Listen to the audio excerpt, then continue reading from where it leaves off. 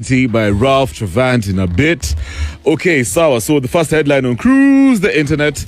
Sifuna-led Linda Mwananchi collects our Kev. I keep on confusing the headlines. My bad. A new TIFA poll shows that 52% of Kenyans oppose the broad-based government, while only 30% support it. Robert, don't even put that one. I confused the headline. Yeah. Now, this survey, guys, suggests that President Ruto's current lead at 24% is less about overwhelming popularity. And really what it's about is that there's a divided opposition. Yeah. Apparently, among opposition figures, Edwin Sifuna has 15%, narrowly leads Fred Matiang'i at 14%. Kalonzo Musyoka has 13%, while 20% of voters remain undecided. 20% is a massive number. Yeah, so these guys have their work cut out for them. Yeah, the poll also found that 62% of Kenyans believe Rigathi Gachagua's best chance of defeating Ruto is by backing a single opposition candidate rather than running himself. Listen, first of all, it's not surprising. The broad-based government is bloody unpopular. Yeah, let me tell you, any engagement, by the way, in the past with regards to ODM and Raila Amolo Odinga, the only reason that engagement worked, the only reason I guess a lot of people never had, a good number of folks never really had an issue with this whole handshake manenos, is because it was to do with Raila. It was not really to do with ODM. Yeah? Here there are two different entities. Raila, the institution, and ODM, the party. You get?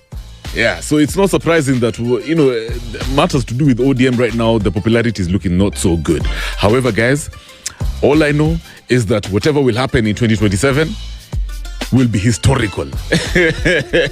History will be made in 2027. I just don't know what kind of history. Yeah? And let me tell you, I've been saying this, many folks have been saying this, right? Kenyans as well have been saying this out there on social media. The biggest threat to President Ruto in 2027 isn't a Atiwan opposition leader. It's not just about Sifuna. It is not just about Rigathi Gachagua. Yeah, it is about a united opposition. These guys, imagine they have to work together. You know what I mean? Yeah. So we'll see what's going to happen. Actually, one thing I like is how I remember back in the day, Rigathi Gachagua alikuwa anasema, all opposition leaders, you go back to your, to your areas, go back to your constituents, and have a grip on that area, have a grip on that voting block. Yeah, jijenge kwanza bana. Yeah, and then guys, let's be honest, Rigathi Gachagua has been, my God, he's been out there. To me, he's been the hardest worker, yeah, especially before Sifuna got into this whole opposition conversation. He has been the hardest working opposition leader, right? So these numbers they're not so surprising. Can you imagine if this guy is actually united? You get very early in the morning, the president is going home on foot. You get? So when we come back, all right, there you go. A bit of sports. All right, so let's switch some gears. Thorough switching.